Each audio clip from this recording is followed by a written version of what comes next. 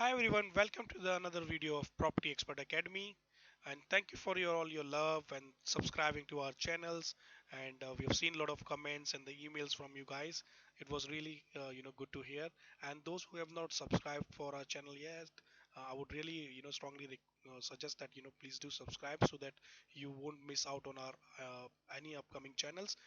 We are going to come up with a lot of useful property related training and education, all for free of charge. You don't really need to go even out of your house. Learn from us at the comfort of your own time and from your own home. So while I'm uploading this, please hit the subscribe button. So let's look at the next point. As you have seen, we looked at the various point in the last previous few videos. So we looked at those 5 useful tips to invest in property in 2020. We had looked at the uh, you know always buy a property for cash flow positive. In case if you missed any of those videos, they are in the link below, or you can always look into our channel. They are all saved for you, so you can always watch them in your own time. And we looked at the second point, why we should buy below market value to gear up our property portfolio. What are the impact of this? So please look into that video. Then we also looked at like how to find the right location, or what are the benefit when we buy in the right locations. So look at that video as well in case if you missed the previous one. And also we understood how we basically understand the gearing ratio, how to leverage our property portfolio well, and various other points that you can also go through more in details. So today we are going to discuss more about uh, treating this property investment business as a business, not just like if you treat it like a hobby, then that's what you'll get. So if you treat it like a business, then you get it, the response from this as a business, so make money basically from this business. Now we discussed that previously, that we should be more friendly with our tenants. So now what happens is, like, uh, tenant are the one who are paying our mortgage, tenant are the one who are basically paying your regular money. Of course, apart from the rental income, we make money from the capital growth and by leveraging and doing many other creative strategies. But then this is one of the most important thing as well, because if your tenant will stop paying, then it's really a big problem. Or if you have issues with your tenant, then you're not really focusing on your purpose, but you end up getting involved into many unnecessary things. So if you treat somebody well, they will treat you well. If they will treat you well, they'll also treat your property well. They'll look it out, look after your property well.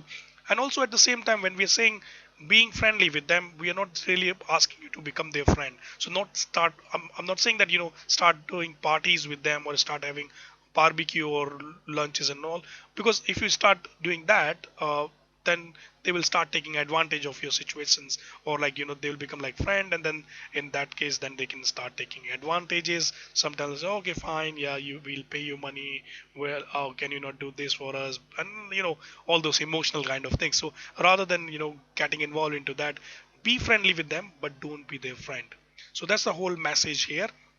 And like, when we look at into like property business as a business, now we then again set the goals. We set our business plan, like what exactly we want the property business to do for us. Then sit down and then make a list of, like, what type of property that you like to buy, what is that what you want your property business to do for you. And then according to your goal, divide them into few parts, like say short term goals, medium term goals, and long term goals. And accordingly you take daily actions so that you can be on the track rather than losing the track. And then without having a business plan, you're basically driving a car without a navigation, without a route map, and then you may be taking longer to reach your destination if you are doing that. So I would suggest treat your property business as a business, make your business plan, have the clear roadmap. And if you are not really much more clear on this path what to do, find the people like us. You can always reach out to us by uh, clicking the link below, our company's Property Expert Academy, or find anybody that you feel you can work with.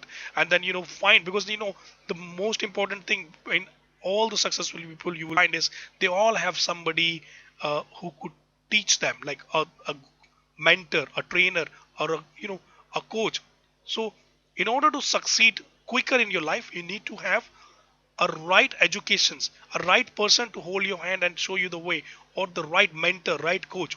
And that is very important thing, friend, in this business. So please reach out to whoever you feel you like to, make your mentor or coach or trainer in this business.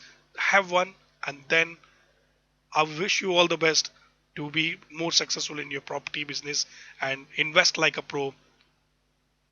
So we'll see you next time. There will be another video, very interesting video is coming up, because as we all know that property business certainly makes money. And then you may have a question, why then not all the people are investing in property? So in the coming few weeks video, we'll be discussing about the type of mistake people makes and why they are not able to grow the way they expect to grow in property business. So see you next time. Until then, take good care. Have a nice day.